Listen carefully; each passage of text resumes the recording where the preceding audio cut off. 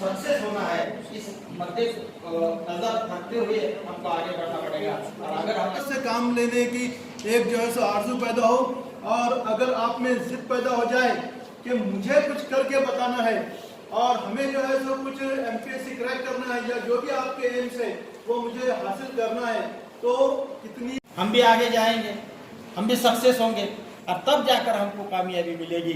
तो मेरी यहाँ इन सब बच्चों से रिक्वेस्ट है कि तुम रुको मत, आगे बढ़ते जाना। कायदा पाळा गतीचा काळ पुढे चालला, थांबला तो संपला है। और आगे जाने के लिए जो जो कोशिश करनी पड़ेगी वो सब आपको करनी पड़ेगी। और इस कोशिश में अगर आपको कामयाबी मिलती है तो जिस समाज में हम पैदा हुए हैं उस समाज का कुछ न कुछ तो भी कमिटमेंट जो है। अब हम ये टीम भी आपकी मदद के लिए है, जहाँ जहाँ आपको मदद लगती है वहाँ मदद भी हम करेंगे आपको, और आपको जो लिस्ट है मैं अभी जैसे आपको अच्छे से बुक लिस्ट आपको जो बुक बनने वाला है हम शेयर करेंगे। लेकिन जो योगेश सर ने मुझे लिख रहे हैं कि बहुत सारी जो सब्जेक्ट है वो स्टैटिक्स है, उसमें कुछ ज़्यादा चेंज नहीं होता है। हिस्ट्री रहने वाली है, बुक्स थोड़ा सा चेंजेस होते हैं। 90% जो सिलेबस है हर एक बुक में कवर ही होता है। आपने जो फिक्स किया है उस पर आपका इत्तेवाल रखिए कि ये बुक में ही एग्जाम से कुछ आने वाला है, और वैसे ही होता है। 10% जो क्वेश्चन होते हैं कि हर एक बुक में पॉसिबल नहीं है कि उससे ही कुछ आएगा, लेकिन 90% सिलेबस हर एक बुक ने कवर किया होता है। अगर आप लोग चाहोगे तो मैं योगेश सर से बात करके आपके ग्रुप पे बुक लिस्ट भेज दूँगा। जैसे आप लोग कुछ साइंस के, कुछ आर्ट्स के, साइंस के लोग अगर कुछ साइंटिस्ट बनना चाहते, डॉक्टर बनेंगे, जो कुछ आपका होगा वो जाना चाहेंगे। लेकिन आगे जाके जैसे मुझे पता चला कि अरे मुझे तो इस पर इंटरेस्ट नहीं आ रहा है, मुझे कुछ अलग करना है, अगर वो चीज़ मुझे पहले ही पता चल जाती तो मेरे जो 7-8 साल थे मैंने जो, मैं वेस्ट नहीं कहूँगा, हर एक चीज़ का कोई महत्व रहता है अपनी ज़िंदगी में, उसका मुझे फ़ायदा भी हुआ है। मैं अभी जो काम कर रहा हूँ उसके ऊपर से, तो वो चीज़ मुझे जल्दी पता चल जाती। तो जो चीज़ मैंने 20th ईयर में क्रैक की थी मैंने एमपीएससी के एग्जाम में, मुझे लगता है कि मैं 23 में भी वो क्रैक कर सकता था। तो पहले मैं थोड़ा सा मेरा परिचय देना चाहता हूँ आप सबको। अभी रिसेंटली मैं ब्लॉक एजुकेशन ऑफिसर पंचायत समिति फुलताबाद में कार्यरत हूँ, और मेरे पास एडिशनल जिले का डिप्टी एजुकेशन ऑफिसर का भी एडिशनल चार्ज सीओ साहब ने दिया है। आप यहाँ देशमुख सर को देख रहे हो, जब भी हम लोग सीओ साहब के साथ सामने जाते हैं तब हम लोगों की हालत क्या होती है आप लोगों को पता नहीं। इसलिए मैं आप सबको बोलना चाहूँगा कि ये चीज़ें आपको पता है, एजुकेशन ऑफिसर है, सीओ है, सर सीओ थे, ये लोगों की एक्चुअल वर्किंग क्या रहती है, लोगों का लाइफस्टाइल क्या रहता है। अगर मैं बीओ हूँ तो इसकी लाइफस्टाइल क्या है, तो आप लोग जब देखेंगे तब आपको पता चलेगा। मैंने खुद ने 4 बार यूपीएससी के एग्जाम दिए, 2 बार तक मैं इंटरव्यू को भी गया था, लेकिन मैं क्रैक नहीं कर सका। एमपीएससी मैंने 6 बार दी थी, उसमें मैं 5 बार में इंटरव्यू तक गया हूँ। और जो अभी मोगल सर भी बोल रहे थे कि 3 बार उनको सक्सेस नहीं मिला था, लेकिन अगर एक आध चीज़ हमने ठानी कि हमको करनी है, तो अगर आप इतने मोटिवेटेड रहते हो तो आप वो चीज़ पा सकते हो। और आप में से बहुत से लोग बोलोगे कि अगर आपका अच्छा करियर था, एज ए साइंटिस्ट आप वर्क कर रहे तो यहाँ आने की क्या ज़रूरत थी। तो एक छोटा सा मायना मैं आपको बोलना चाहूँगा कि मैं जो एक्सेल इंडस्ट्री बोल की कंपनी, जो केमिकल मैन्युफैक्चरिंग की कंपनी थी, तो उसमें जो वेस्ट वाटर ट्रीटमेंट का जो डिपार्टमेंट रहता था उसका मैं हेड था।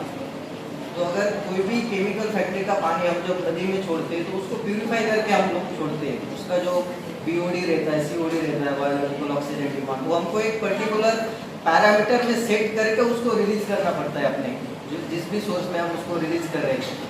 तो मैं भी यंग था, 22-23 ईयर्स ओल्ड का यंग था। कुछ तो भी अलग करना है कि जो पैरामीटर सेट हुए हम करने हैं, जो नई नई सिस्टम आई थी वो हम लोग सेट करते थे। 6 महीने हम काम करते थे, और उसका प्रेजेंटेशन जो अपने एमआईडीसी के सीओ रहते थे उनको हम प्रेजेंट करते थे कि सर हमने ये काम किया, वो काम किया। वो 6 महीने में जो काम किया तो हमें लगता है कि वो अप्रिशिएट करेंगे। लेकिन जो सीओ रहते मोस्टली वो तो डिप्टी कलेक्टर रैंक के या आईएएस लोग रहते। जितनी बड़ी एमआईडीसी रहेगी तो उसमें आईएएस लोग उनको डेपुटेशन रहते थे। जो 6 महीने का काम मैं करता था वो आदमी सिर्फ 5 मिनट में हाँ या ना बोल देता था। तो मुझे एक होता था सलाम 6 महीने काम कर रहे हैं, लेकिन ये आदमी 5 मिनट में उसको डिस्क्वालीफाई कर रहा है। तब एक मुझे स्ट्राइक हुआ है कि ये आदमी है कौन, यहाँ पे आके क्यों बैठा है। तो मैंने थोड़ा सा मेरा एक प्रोसेस स्टार्ट हुआ कि ये पोस्ट क्या है, यहाँ पे आते कैसे हो, और स्केल पे काम होता है। यानी मैं कंपनी पे एक एचओडी था मैं, लेकिन वो एमआईडीसी में नॉर्मली 500-600 कंपनियां रहती है, उनका पूरा जो एडमिनिस्ट्रेशन था वो एक आदमी नहीं करता। तो एक जो स्केल रहता है पोस्ट पे, गवर्नमेंट कौन सी भी पोस्ट रहती है उस पर जो स्केल रहता है काम करने का, तो वो बहुत मुझे क्या बोला पसंद आया कि अगर मैं यहाँ पे रहता तो जो चीज़ मैं मेरे एक कंपनी में कर रहा हूँ तो मुझे 100 जगह पे वो इम्प्लीमेंट करने का मौका मिलता। तो ये मेरा ट्रिगर पॉइंट था। आपका किसी का भी हो सकता है, अगर मुझे सुनकर आपको लगा कि नहीं मुझे करना चाहिए, हर एक का कुछ ट्रिगर पॉइंट रहता है जिंदगी में कि मुझे कुछ करना है क्या या कुछ करना क्यों नहीं। तो मेरा ये ट्रिगर पॉइंट था, तब मैंने स्टार्ट किया थोड़ा सा ढूंढना कि अरे कैसी एग्जाम रहती है, प्रिपरेशन किया। तो मेरे जॉब के वक्त ही मैंने थोड़ा बेसिक स्टडीज उस पर स्टार्ट किया था। 2013 तक मैंने जॉब भी किया, लेकिन जॉब और मेरी स्टडीज मैच नहीं हो रही थी। लेकिन उसके बाद मैंने फिक्स किया कि मुझे फुल टाइम इसी प्रोफेशन में काम करने का है। तो 2013 में मैंने मेरा जॉब छोड़ दिया था, और 13, 14, 15 और 16 तो 4 साल मैंने कंटिन्यूसली एक पढ़ाई में था। उसमें हर एक साल तक मैं इंटरव्यू तक जाता था। जैसे मुगल साहब बोले कि मैंने 13, 14, 15 यूपीएससी के मेरे 2 इंटरव्यू और एमपीएससी के तो हर साल मैं इंटरव्यू तक जाता था, फिर भी रिजेक्ट होके 3 साल मेरे वाले से, और 16 में मेरा सिलेक्शन हुआ। और ये प्रोसीजर अभी आपको योगेश सर ने जो बोली कि इसके 3 टप्पे होते हैं, प्रीलिम्स होता है, मेंस होता है और इंटरव्यू होता है। जो भी एग्ज़ाम्स थे 3 साल की मेरे प्रिपरेशन में मैंने 5 एग्ज़ाम्स की मेंस दी है, और कॉर्पोरेट वर्ल्ड से मेरा संबंध रहा है। I am working as a professional, और मैं रास्ते में जो भी स्टूडेंट्स मिलते हैं उनको गाइडेंस का काम करता हूँ। ठीक है, मेरा खुद का एम ये है कि अपने महाराष्ट्र से ज़्यादा से ज़्यादा लड़के सिलेक्ट, इस साल 100+ selections are there from India, are there from Maharashtra. Okay,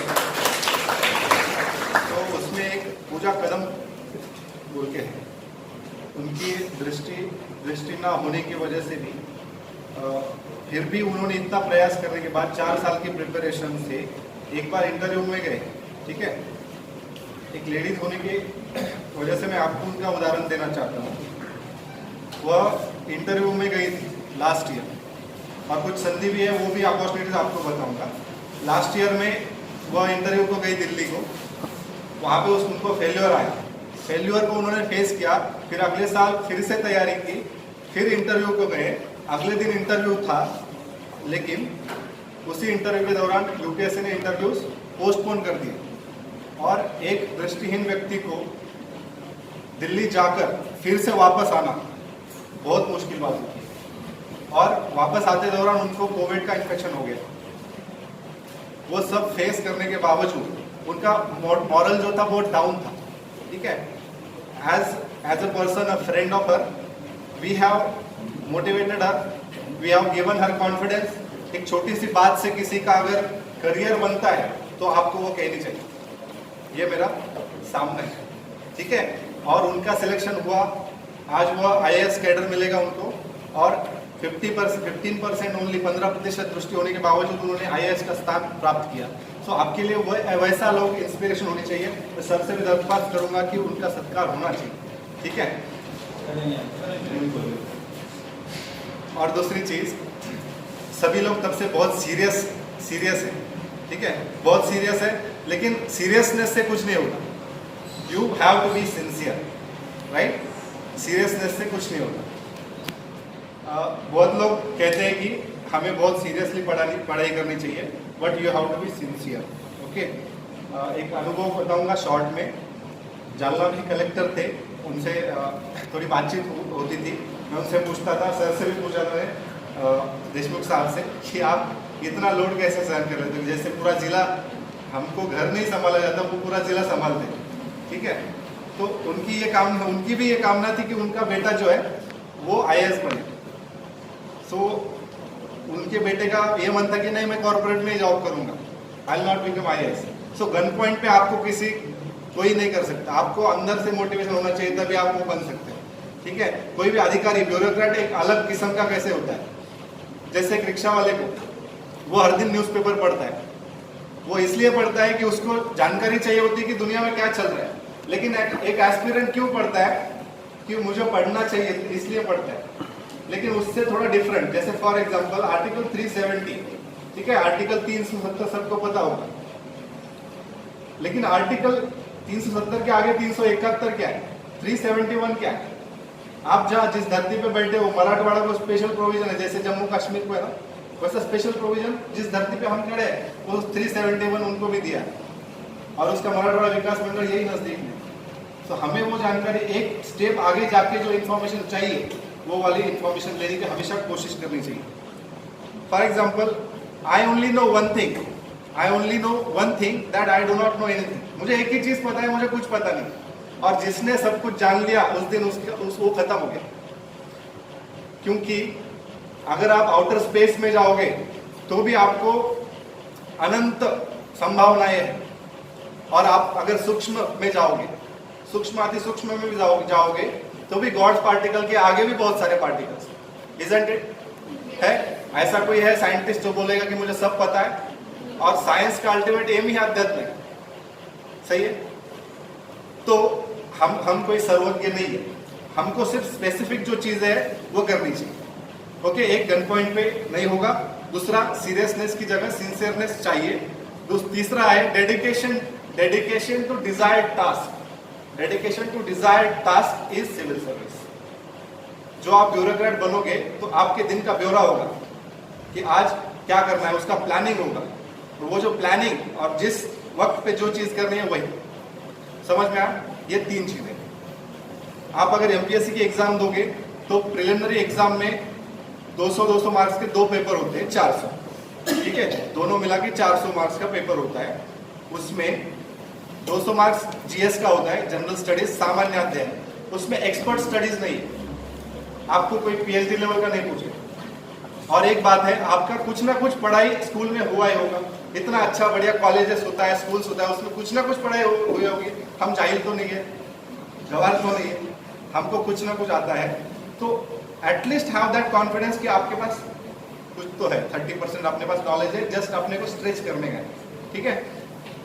उसके बेसिस पे फॉर एग्जांपल इंग्लिश में इस टेबल को क्या बोलते हैं?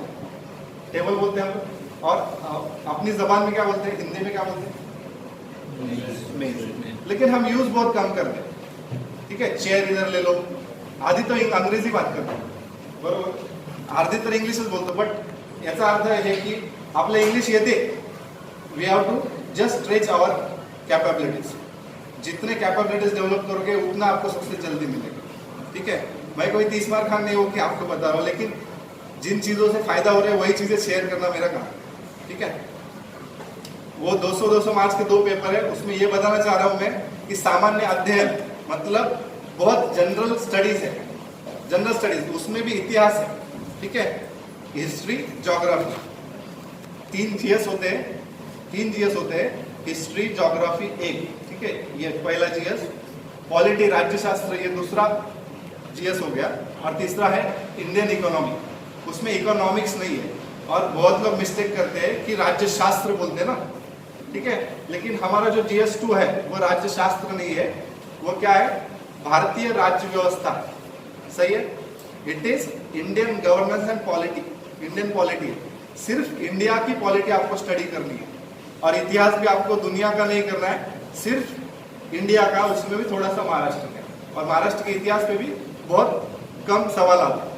हमारा ह्यूमन माइंड जो है, जो नहीं आता है, जो चीज नहीं आती है उस पर ही ज्यादा कॉन्सेंट्रेट करते हैं। जो तो हमको कोशिश करते रहना पड़ेगा, हमेशा कोशिश करते रहना। तो कलाम साहब ने जो दूसरा पॉइंट बताया कि हमेशा हमको नॉलेज, हार्ड वर्क को तो कोई अल्टरनेटिव नहीं है। अगर हम हार्ड वर्क नहीं करेंगे तो हमको कुछ भी हासिल नहीं करना पड़ेगा, कुछ भी हासिल नहीं होने वाला। तो इसके लिए हमको हमेशा हार्ड वर्क करना पड़ेगा, और हार्ड वर्क करते करते अगर हम नाकामयाब होते हैं तो भी कोई हल नहीं, मगर हार्ड वर्क हमेशा करना पड़ेगा। मैं एक दूसरा एक बताता हूँ, हेनरी फोर्ड नाम का जो एक व्यक्ति था, उसने कार बनाई, मगर जब उसने पहली कार बनाई तो उसमें रिवर्स गेयर डालना ही वो भूल गया, उसको नाकामयाबी। डिस्ने वॉल्ट नाम का एक आदमी था, उसको हर जगह से वो जो एप्लीकेशन करता था सर्विस के लिए वापस आता था कि तुम नहीं कर सकते ये काम। एक चर्च में उसको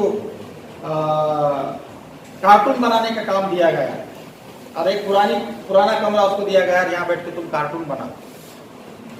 तो उस कमरे में चूहे बहुत थे, वो इधर से उधर दौड़ रहे थे, तो वो चूहे पे ही उन्होंने एक कार्टून बना दिया, और तब जाके के वो मिक्की माउस की शुरुआत हुई।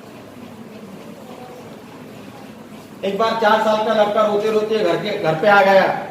उस लड़के के जेब में उसके टीचर ने एक चिट रखी थी और उसमें लिखा था कि आपका टॉमी एजुकेशन में बुद्धू है, हम इसको नहीं पढ़ा सकते। उसके माँ ने वो चिट देखी और कहा कि मैं मेरे बेटे को पढ़ाऊंगी, और उसने अपने बेटे को पढ़ाना शुरू किया। ये जो टॉमी नाम का ये लड़का था, इसकी 3 महीने की सिर्फ स्कूल एजुकेशन हुई थी, और यही जाके आगे थॉमस एडिसन बना। और थॉमस एडिसन ने जो इन्वेंट किया है वो आप देखेंगे, अगर वो नहीं होता तो हम कहाँ रहते ऐसे।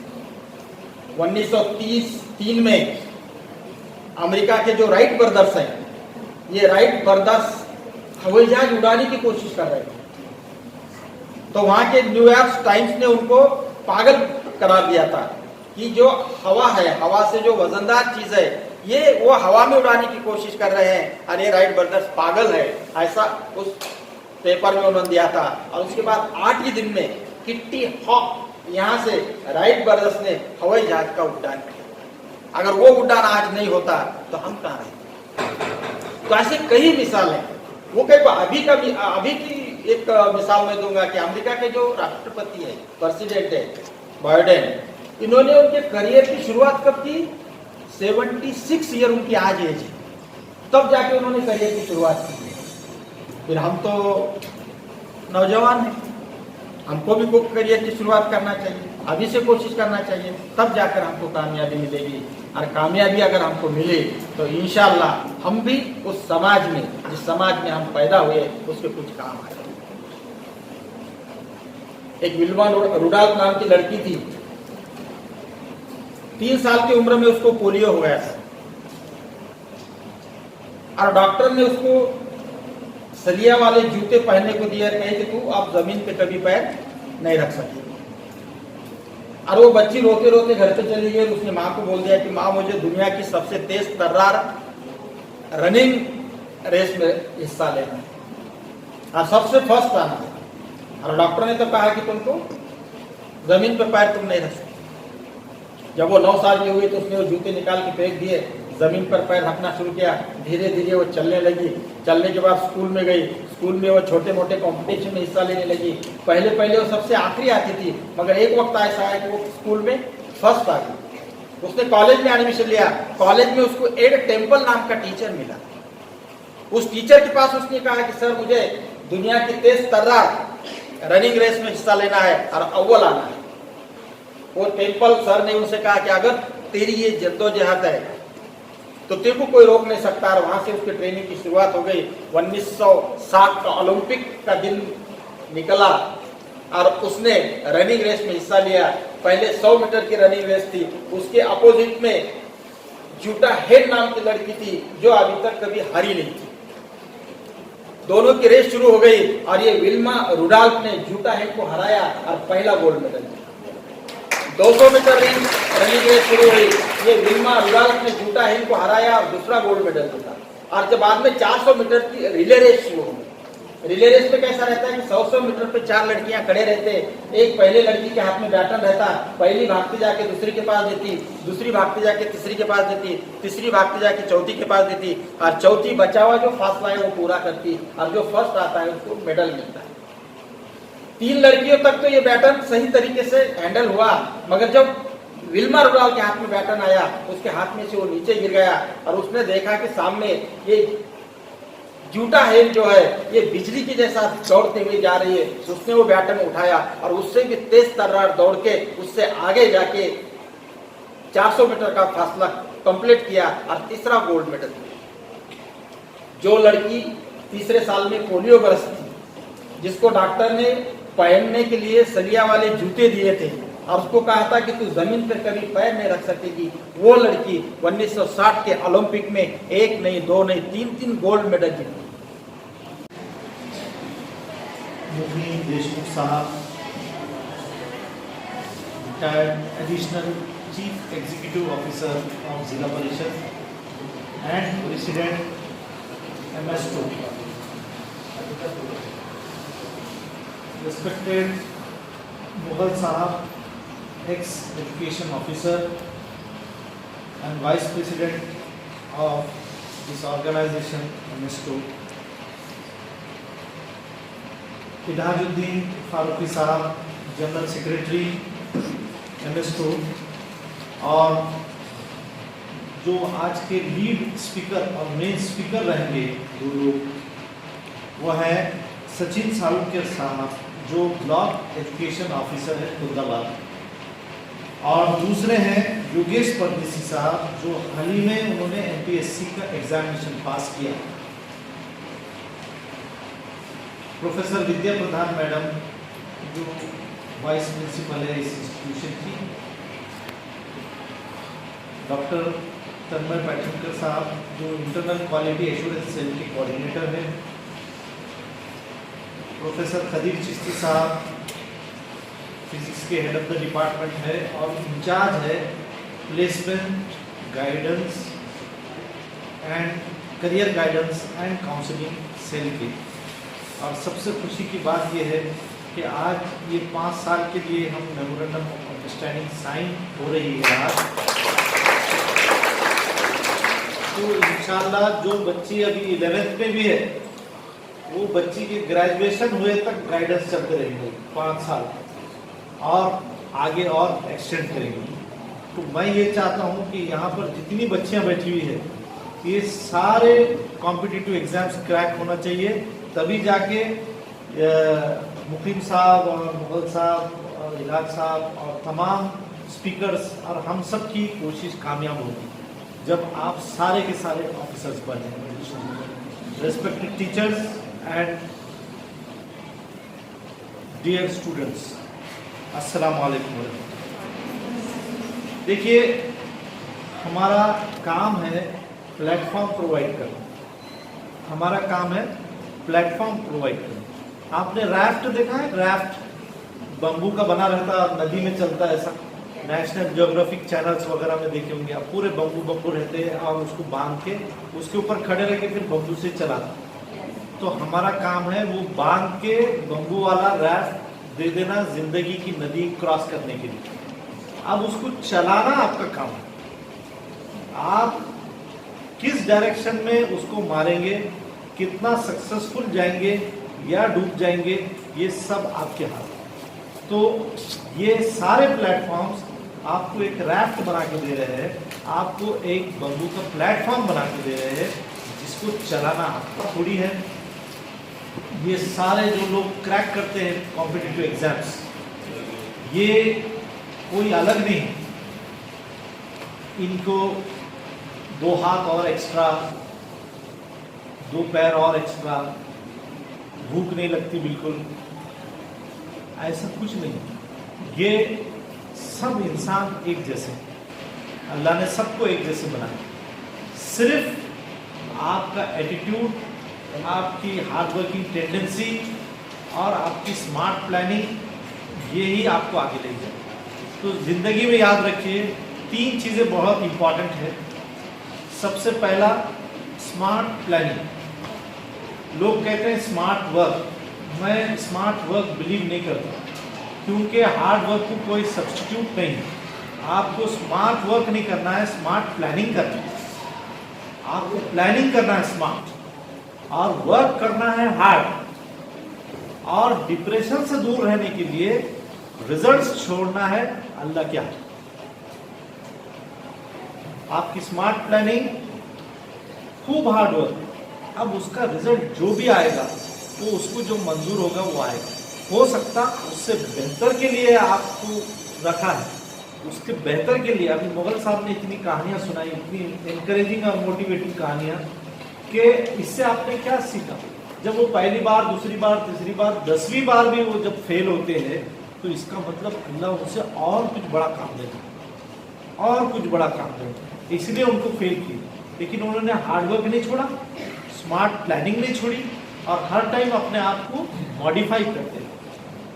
मैं एक फार्मर था जिसका नाम था फ्लेमिंग, और वो फार्मर जब अपने नदी के किनारे खेत में काम कर रहा था तो एक अच्छा खूबसूरत छोटा सा बच्चा थोड़ा नदी में और दलदल में फंस गया।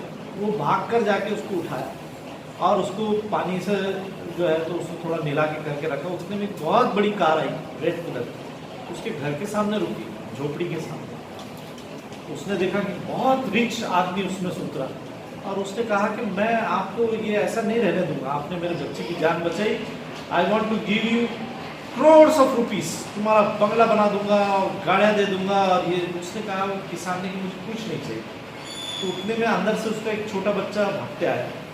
उसने कहा कम से कम मुझे इसका एजुकेशन स्पॉन्सर करने दीजिए, मैं इसको साथ ले जाऊँगा, मैं पढ़ाऊँगा। उसने साथ लेके गया, वो पढ़ाया। वो बच्चा आगे जाके आयरन ट्रेनिंग बना जिसने एंटीबायोटिक का जो है तो शोध लगा। और दूसरा जो बच्चा था वो रिच आदमी का, वो बहुत बीमार पड़ गया था।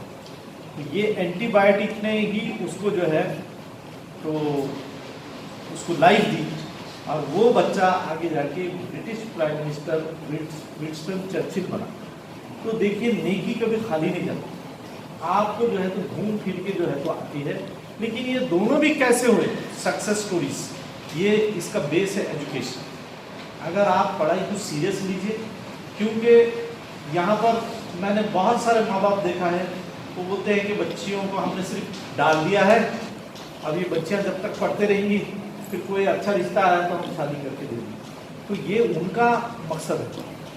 आपका मकसद ये है, आपका मकसद है कि जब तक भी पढ़ो, ज़बरदस्त पढ़ो, पूरे एफर्ट्स लगा के पढ़ो। इसको सेकेंडरी ट्रीटमेंट मत दीजिए आप। ये सेकंड प्रायोरिटी नहीं रहना चाहिए लाइफ की, एजुकेशन आपकी फर्स्ट प्रायोरिटी रहना चाहिए और बाकी ज़िंदगी आपकी आराम से चले। कितने सक्सेस स्टोरीज हैं जो सिर्फ एजुकेशन की वजह से जो है कामयाब हुए। तो आप याद रखिए, smart planning, hard work and results towards. तो फेल हो या पास हो, कभी आप डिप्रेशन का शिकार नहीं होंगे, लेकिन आप फिर नई कोशिश के साथ, फिर नई स्मार्ट प्लानिंग के साथ सेकंड एग्जामिनेशन की तैयारी करें। तो ये इतना कहते हुए हमको इतने बड़े और अहम लोगों को सुनना है, मैं ज़्यादा वक्त न बर्बाद करते हुए मैं एमएसटो का शुक्रिया अदा करता हूँ कि वो एग्री हुए और हमारा ये कैंपस उनके लिए कॉम्पिटिटिव एग्ज़ाम्स के गाइडेंस और दूसरे एग्जामिनेशन के गाइडेंस के लिए हमेशा खुला है। और सर हम इसको ऐसा सेंटर बनाएंगे कि वो बच्चियां जो पास हो गए और ये इंस्टीट्यूशन की स्टूडेंट्स नहीं भी है तो वो सारे बच्चियां में जो है तो हमारे placement and career guidance centre के साथ जुड़ के वो यहाँ से नोट्स वगैरह जो है वो सब देते जाएंगे। कॉलेज भी भरपूर सपोर्ट करेगा और मैं समझता हूँ इसी तरह हम डॉक्टर रफ़ीक ज़करिया साहब मरहूम और मैडम ज़करिया के जो ख्वाब थे कि यहाँ इदारे खोलना और तालीम को आम करना, वो ख्वाब हम उसी वक्त पूरे कर सकते जब हम हार्ड वर्क और बहुत स्मार्ट प्लानिंग के साथ अच्छे से पढ़ाई करेंगे। बहुत बहुत शुक्रिया, may God bless you, thank you so much. अब मैं जो है तो 2 मिनट में अपना वो MOU का एक्सचेंज कर देते हैं, फिर उसके बाद में साथ आज यहाँ नौखंडा कॉलेज ऑफ वुमेंस और एमएसटो के जानिब से MPSC में जो अपियर लड़के लड़कियां हैं इनके लिए ये वर्कशॉप लिया गया है और इसमें एग्ज़ाम का जो पैटर्न्स है उसी के साथ पेपर कैसे रहते हैं, टाइम मैनेजमेंट कैसा करना चाहिए और इसमें सक्सेस अगर आपको पाना है तो किस तरीके से मेहनत करनी चाहिए, इसके बारे में यहाँ जानकारी दी गई। और यहाँ जानकारी देने में हमारे सालुंके साहब, दांडगे साहब, मुकीम देशमुख साहब, इलाजुद्दीन फारूकी साहब, इन सब लोगों ने ये जानकारी दी है और इसका अच्छे से फ़ायदा इन बच्चों को होगा और ये बच्चे कामयाब होंगे। आज doctor Rafiq Zakaria college for women Naukhanda campus में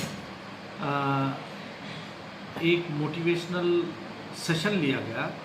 जो बच्चियां MPSC, UPSC और दीगर कॉम्पिटिटिव एग्ज़ाम्स में बैठना चाहती हैं और वो बच्चियां जिनको इनके बारे में कुछ पता नहीं है उनके लिए रखा गया।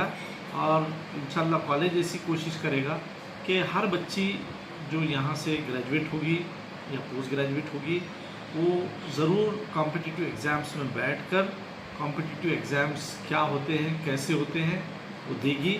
और हम उनके पेरेंट्स से पूरों को बात करेंगे, पेरेंट्स को पूरों को मोटिवेट करके कन्विंस करके ये चाहेंगे कि वो बच्चियों को भी कॉम्पिटिटिव एग्ज़ाम्स के तरफ जो है तो माइल करें। और कॉलेज का जो हमारा career guidance and counselling cell है उसके तहत जो है हम पूरे नोट्स और सारा मटेरियल ये सब प्रिपेयर बनाया जाएगा और दिया जाएगा। और उर्दू ऑप्शनल के लिए यूपीएससी के लिए हम यहाँ पर ख़ास कोशिशें कर रहे हैं और हम देख रहे हैं कि काफ़ी बच्चे जो है ऑल इंडिया लेवल पर उर्दू ऑप्शनल से भी जो है यूपीएससी क्रैक कर रहे हैं। हम यहाँ एमपीएससी, यूपीएससी और स्टाफ सिलेक्शन कमीशन के लिए बच्चियों को मोटिवेट करेंगे, न सिर्फ doctor Rafiq Zakaria college for women की बच्चियाँ बल्कि दूसरे इंस्टीट्यूशन में भी जो बच्चियाँ बिला मज़हब व मिल्लत इसका फ़ायदा उठाना चाहती हैं वो आ सकती हैं और हमारे सेंटर से फ़ायदा उठा सकती हैं। आज रफ़ीक ज़करिया वीमेंस कॉलेज नौखंडा और एमएस्टो की जानिब से all Maharashtra minorities societies and teachers organisation की तरफ से हमने यहाँ नौखंडा कॉलेज में लड़कियों के लिए एक एमपीएससी अवेयरनेस कैंपेन यहाँ पर आज शुरू लिए है और इसमें काफ़ी तादाद में लड़कियों ने भाग लिया है। और लड़कों के लिए ऑनलाइन यहाँ से क्या कहते उसको नशर किया गया है। तो ये बहुत ही अच्छा आज का प्रोग्राम हुआ और ज़्यादा से ज़्यादा बच्चे इसमें एग्ज़ाम में किस तरह हैप्पियर होंगे इसके लिए एमएस्टो और आज़ाद कॉलेज के रफ़ीक ज़करिया जो कैंपस है इसमें एक हमारा एमओयू भी साइन हुआ है और आने वाले एग्ज़ाम्स के बारे में भी यहाँ से डिटेल में इंफॉर्मेशन यहाँ से दी जाएंगी।